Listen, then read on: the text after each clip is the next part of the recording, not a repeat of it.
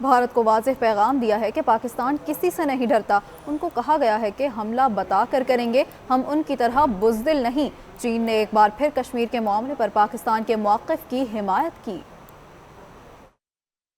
چین سے واپسی پر اسلام آباد میں پریس کانفرنس کرتے ہوئے نائب وزیر اعظم اسحاق ڈار بولے، پاکستان بھارت کشیدگی کے دوران تقریباً 60 ممالک کے ساتھ رابطے میں رہا، ہمسایہ ممالک کا جھوٹا بیانیہ بے نقاب کیا اور دنیا کو حقائق سے آگاہ کیا۔ یہ نہیں کہ انہوں نے ہمیں انفارم کیا ہے جیسے ہم کوئی جو کرتے ہیں نا تجربہ کوئی میزائل کا کوئی اور اس طرح، تو ہم کنٹریز باؤنڈ ہوتی ہیں کیونکہ اب اس خطے میں ہے کہ ایک دوسرے کو انفارم کرنا، تو کوئی ہمیں اس طرح کی انٹیمیشن نہیں تھی۔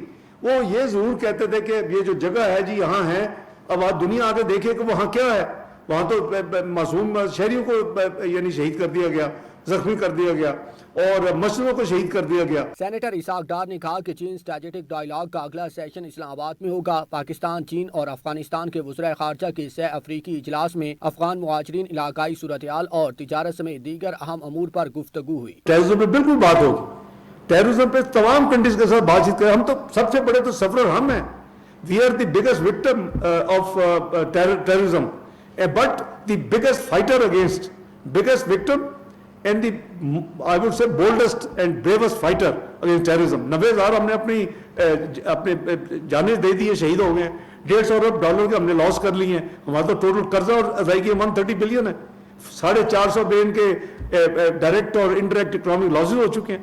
سو what are you talking about? تو بات یہ ہے کہ ٹیررزم پہ بات ہوگی لیکن سب چیزوں پہ بات ہوگی۔ نائب وزیر اعظم نے کہا کہ 19 اپریل کو کابل کے دورے کے دوران ہونے والے معاہدوں پر پاکستان میں مکمل عمل درآمد ہو چکا ہے۔ انہوں نے افغان وزیر خارجہ امیر متقی سے کیے گئے معاہدوں پر عمل درآمد کا بھی ذکر کیا۔ جب بھی بات ہم سے ہوتی تھی ہم کہتے تھے کہ ٹھیک ہے وہ انڈیا نہیں کرے گا، ہم بھی نہیں کریں گے، ہم نے نہیں کیا جب تک انہوں نے نہیں کیا 7 مئی کو یا پھر اگلے 2 دن پہ جو ہمیں 10 مئی کے ارلی آورز میں صبح 2:30 بجے سے یعنی آپریشن شروع کرنا پڑا۔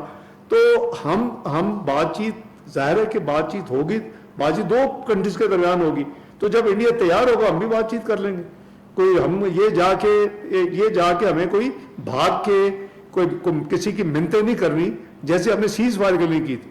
سیز فائر اس آفس میں صبح 8:15 بجے سیکٹری روبیو کی فائنل کال پہ ہوا تھا، جب انہوں نے کہا جی کہ India is ready to stop, are you ready to stop? بالکل، ہم نے کبھی شروع نہیں کیا۔ وزیر خارجہ نے اس عزم کا اعادہ کیا کہ پاکستان خطے میں امن و استحکام کے لیے اپنی سفارتی کوششیں جاری رکھے گا اور تمام تر چیلنجز کا بھرپور جواب دیا جائے گا۔